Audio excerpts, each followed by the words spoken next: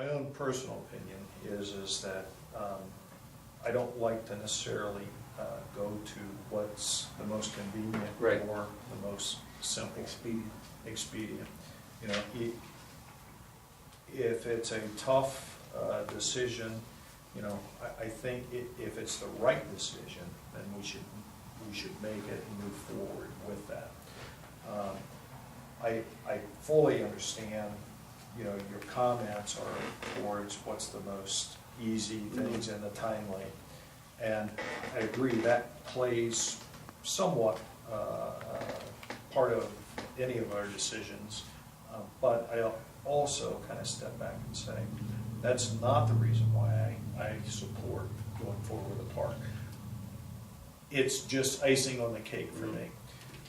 Because I think going down this road, the only objection that I ever have with this is the fact that it is a 3-member board, and it's not as inclusive for the reasons we talked about with schools or other entities that should be a part of the recreation and park process, that because of the statutes, they don't give us that opportunity.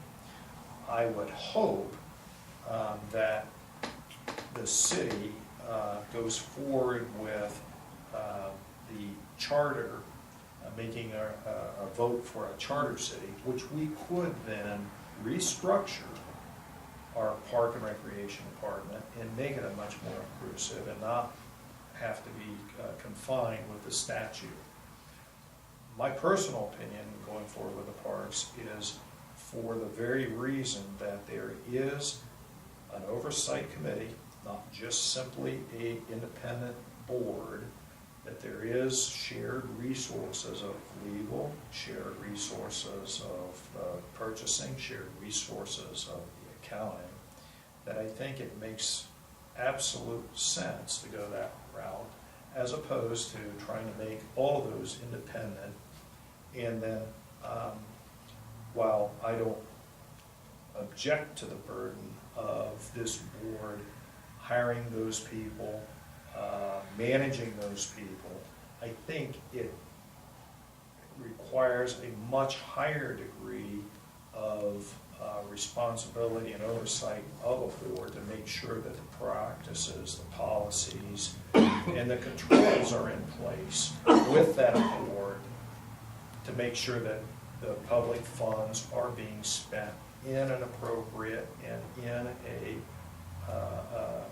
a judicial manner, that with the usage of city departments, those practices, those policies, those people, and those experts are in place to assist us moving forward in placing, and using public funds in the best, and I'll call it the safest, most judicial manner. So that's the primary reason why I continue to support. I think it's the right decision to have that involvement with, I'll call it a quasi-government entity like the park board brings to the table. I also think that from the standpoint of having a public oversight, independent board away from the department, we also serve as the check and balance that there is transparency of how levy funds are being used for public in parks and in recreations, and there is we have a certain expertise that we can continue and bring focus on parks and recreation, and we can accomplish things, I think, in a much more efficient and in much quicker fashion.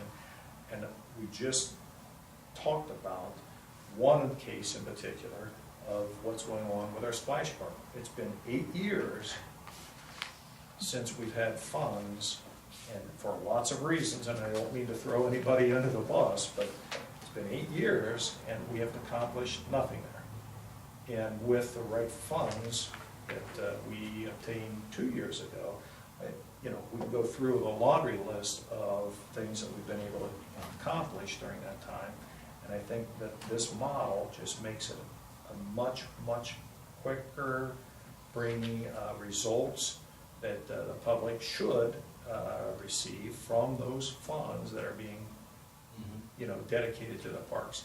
And I think for that reason, not the expediency, I think from my perspective, it's the best model going forward as opposed to a recreation or something that's back underneath the, I'll call it a department within the city.